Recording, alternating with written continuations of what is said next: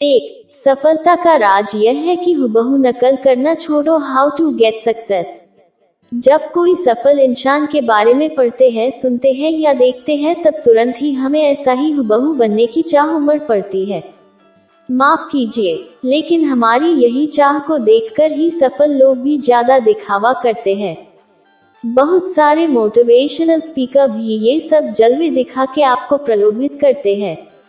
हालांकि अगर आप प्रोत्साहित हो तो इसमें कोई गलत भी नहीं, लेकिन केवल नकल करने लगे तो थोड़े दिन में ही आप थक जाएंगे। आपको ऐसा भी लगने लगेगा कि अरे मैं तो कुछ नहीं कर पाया, क्योंकि हर एक व्यक्ति एक ही जैसा, मतलब कि एक ही क्षेत्र में और एक ही स्थिति के नहीं बनते। हर एक की कक्षा अलग अलग हो सकती है।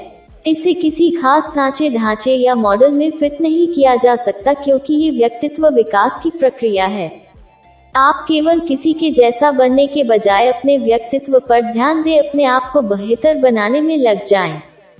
किसी के जैसा हुबहू बनने की सोचने से बजाय कुछ अलग दिशा में जिसमें आप कुछ कर सकते हो, उस तरफ प्रयास करें। हाँ, एक बात है कि आप उसमें से प्रेरणा ले सकते हैं। उसने जिस तरह की मेहनत की है, उस तरह की मेहनत आप अपने सब्जेक्ट पर कर सकते हैं।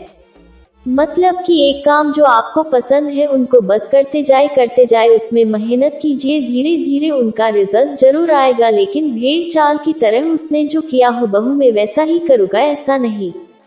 2. कार्य के प्रति लगाव रखें, नहीं कि उनके बाद वाले परिणाम पर। Love your work. आपको जान के ये ताजुब होगा कि सदियों पहले जब ऐसे कोई स्पीकर भी नहीं थे, तब वर्क इज वर्शिप का सिद्धांत भगवान ने गीता में दिया था, जो विश्व में बहुत फेमस हो गया है। कार्य की शुरुआत और उन पर थोड़ा लंबे समय तक लगे रहना चाहिए। कल के प्रति, मतलब कि कार्य के रिजल्ट के प्रति सोचना नहीं चाहिए, क्योंकि मन जब फल के बारे में सोचे कि तुरंत कार्य करने की इच्छा का ही नाश हो जाता है। फिर उनका मन केवल यही सोचने में लगे रहता है कि मुझे कब मेरे इच्छा मुताबिक फल मिले। 3. आने वाली निष्फलता के लिए तैयार रहे। Prepare self for failure. थोड़ा विचित्र लगे, लेकिन ये सच है, निष्फलता का डर सफल नहीं होने देता। जो भी हो देखा जाएगा, ऐसा सोचकर एक बार निष्फलता के बारे में भी तैयार रहे तो शायद निष्फल हो जाए, फिर भी डर नहीं लगता और फिर से उतनी ही जोर से अपने कर्म में लग सकते हैं, वरना निष्फलता आए कि तुरंत ही कार्य को ही छोड़ देते हैं। दूसरी बात ऐसी है कि कोई भी व्यक्ति सीधा ही आगे नहीं बढ़ जाता, मतलब आज शुरू किया और कल उनको सफलता मिल गई, ऐसा नहीं है। वह एक बार तो गिरता ही है, फिर वह संभलता है। इस तरह से गिरना और संभलना लगा रहता है, लेकिन प्रत्येक गिरावट में वह थोड़ा ऊपर उठा होता है। उसे कुछ न कुछ तो मिला होता है। अगर उसे सूक्ष्म दृष्टि से देखा जाए तो उनके लिए आगे जाके और प्रयास करने में फायदेमंद होगा। 4. एक स्टेज ऊपर उठिए। मित्रों, एक बहुत ही अद्भुत बात है कि अध्यात्म, spirituality can help in success, हमें मदद कर सकती है। थोड़ी अलग लगेगी, लेकिन बात सही है। हमारे भीतर अनेक शक्तियाँ छिपी हुई है।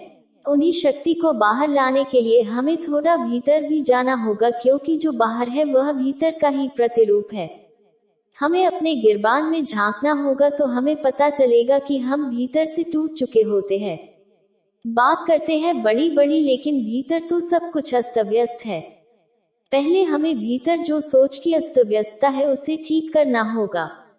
मन से भी ऊपर जो हमारी अपनी सत्ता है, उसे पहचानना होगा। जब तक ये नहीं होगा तब तक दूर का हमें नहीं दिखेगा, हम केवल छोटी छोटी बातों में ही उलझते जाएंगे। दृष्टि को गहरी बनाने की चाबी अध्यात्म के पास है। 5. आदत को बदले, अच्छी आदत डाले।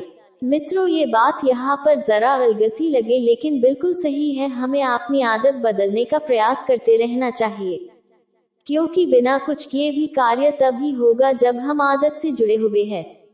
आदत की भूमिका बहुत ही मुख्य है इसमें, क्योंकि आदत से क्या होता है कि कार्य अपने आप ही होने लगता है, हमें उनके बारे में बार बार सोचना नहीं पड़ता।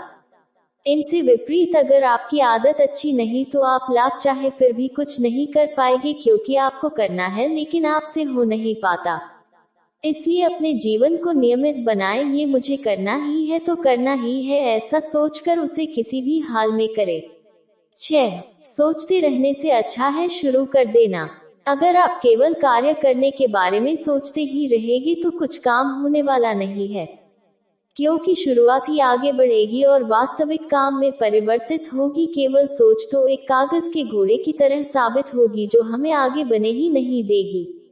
दूसरी बात है कि सोचते ही रहने में इतना समय बीत जाता है कि जब हम कार्य करने लगे तब हम थक जाते हैं और पूरी शक्ति केवल सोच में ही बीत जाती है।